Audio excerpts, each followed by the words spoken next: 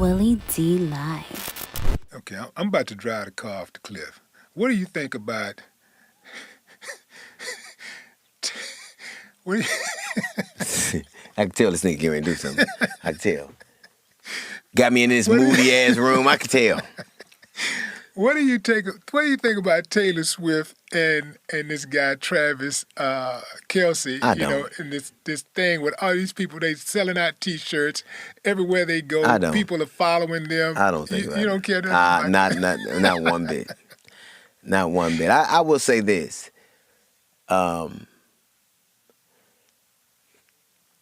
He had a black girlfriend, I guess. Right? Yeah, before, yeah. And now he's with Taylor. They had a long-term Yeah, relationship. yeah. I think they And dated now several people are years. saying, well, you know, did he upgrade? Listen, just because somebody has a lot of money and a lot of fame doesn't mean they scratch that itch you got. Like, look, Prince Charles was married to Diana, but he wanted what he wanted. So I don't think it makes it better, and I don't think it makes him, you know, necessarily have an upgrade. But I will say that I don't understand why you talking shit if you didn't want this dude no more, and he's moving on. Why are you even mentioning this dude? You didn't marry him. I think he left her. Yeah, that's what I'm saying. But you see her in interviews. Oh, he's a cheater. Well, maybe he was that with you. You don't know that he's gonna be that with somebody else. But why are you shitting on somebody you ain't with? Taylor Swift don't have the same drawbacks you do. I'm pretty sure Taylor Swift will write a song about your ass and be gone. She don't need that. So I just think it's salacious because he was with a black woman. He's a football player. She's a pop star. It's like this cauldron of bullshit that I don't really pay a lot of attention to. But I do think it's interesting that, you know, in the zeitgeist, people are mesmerized by a couple, you know, young couple hanging out and having a good time. Well, speaking of young couples hanging out and having a good time, what's your take on the Tory and Meghan situation? And let me say this also, that I've heard some of what you said about Meghan, and I do appreciate, you know, how you stood up for her, you know. And I appreciate how you stand up for black women in general. Tory shot Meghan. Yeah. It's my estimate. Now, I've had a conversation with Tory's father for a very long time, and I got to tell you that he put a nuanced perspective on it that I hadn't considered. You know what I mean? And I still told him I believe what I said to be true. Can you share that? I mean, you know, that's for him to say. But he, from a religious perspective, I respected his father's purview. I still believe what I believe. It didn't mean that I was I'm sure that he felt like he felt, and I felt like I felt. But I think mutually, I don't think I'm out of line in saying that I think that we came away with a mutual respect for our perspectives. What I resent is she got shot.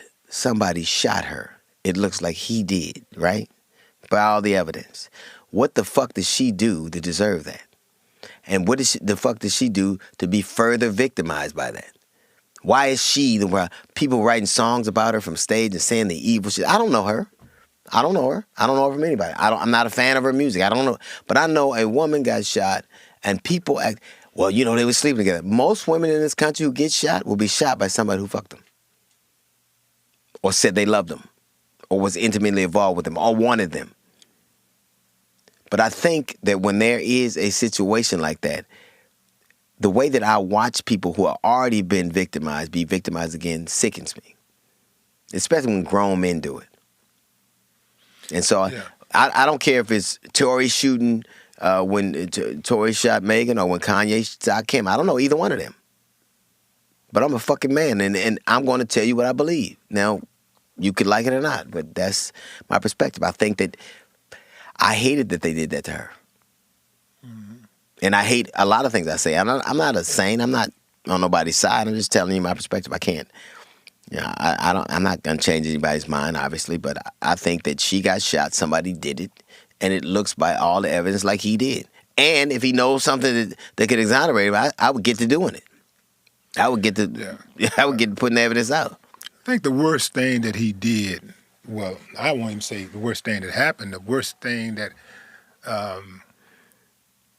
the worst thing that happened to him to actually seal his fate was how his dad responded on the court steps. You know, I talked to the him about courthouse steps. I talked to him about that. That dude, let me explain something to all you youngsters out there.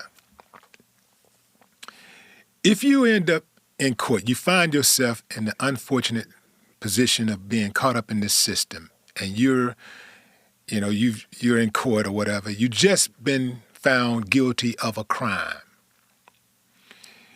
It is incumbent upon you to do yourself a favor and do not disparage the judicial system.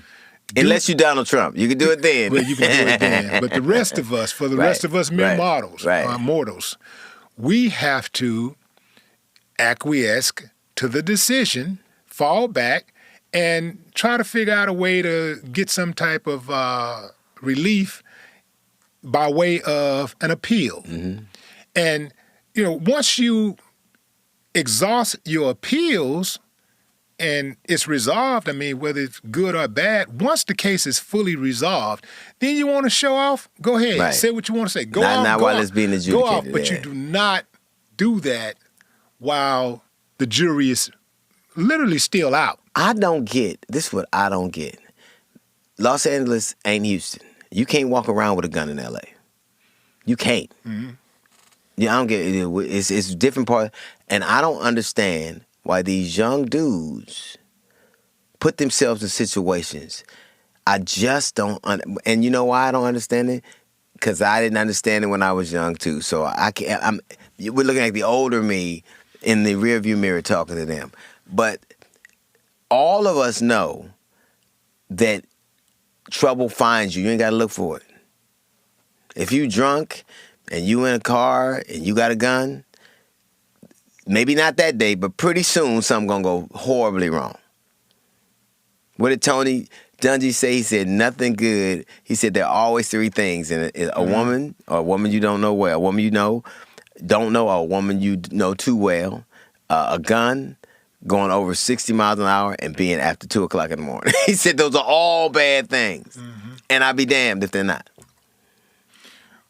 Is Sexy Red a bad thing? Is Sexy Red bad? What do you think? I don't. It ain't.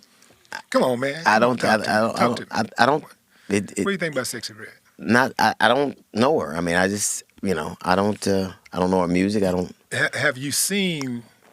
Have you seen some of her videos, and you heard some of her lyrics? Yes. What do you think about those lyrics? They don't score. I mean, to me, they don't land. It's not something I think about or resonates. Yeah.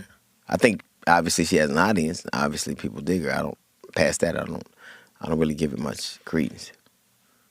So you would not advise young ladies to listen to those lyrics? I think that we live in a world where people get mad at Santa Baby's Christmas song. At the same time, Wet Ass Pussy is a hit. So I think we're a confused, crazy ass society. Okay. And so I just don't get a lot of this shit. And I'm like, I don't get it, but yeah. Yeah. Okay, Sukihana. What are your thoughts on Sukihana? I don't get it. You don't get it? Mm-mm. I don't get it at all. But that doesn't mean, I watch a lot of this shit and go, how the fuck is this happening? But it is, and it has an audience, and people dig it. And Which one had the brown booty hole? man, now see, I'm not. Which one was that? One of them said that. I know. One of them said my that. something brown. Yeah. I do think it's interesting that oftentimes expression, self-expression, or owning your femininity is connected to, or appear to be connected to things. I'm like, wow, I heard somebody, I'm not going to say her name, I felt so bad because she talked about her sexual exploits. Like, she was saying that she got a yeast infection from being with 3 dudes in the same day. Like, who is that helping? Like how is I like honestly? Is that was that Brittany Renner? I felt so bad for her that you said I'm not gonna say her name. but you did obviously. Okay. But I felt bad for her because she's young, and this is the situation that she finds herself in, and whether you know this or not, whether anybody knows this or not, those receipts are there. And if you are a woman who wants a relationship with somebody or to be married to somebody, to have children and a family, I don't know who those things were for, who got the benefit from them. I don't know why you felt necessary to self-immolate in front of people. I just didn't get it. It's like all them people who thought Freaking It was cool till the documentary came out. Now they like, You know what I mean? You know what I mean? Freaking It was the shit. Yeah, of course. How many times? 3, 4. Yeah. And you know when I went, some of them tapes, man. You know what I went when I saw some shit. I went, you know what? I don't want to come here no more. It just was after a while. Because first it was dope if you were artists. You hadn't seen it was dope, but then it got to be. I was like, some of this shit is against the law. I'm not getting ready to be here for that. Even at a very young age. Yeah, shout out to P. Frank Williams. Did you see how fast people? Them motherfuckers wasn't they filing lawsuits and injunctions and left and right. Man,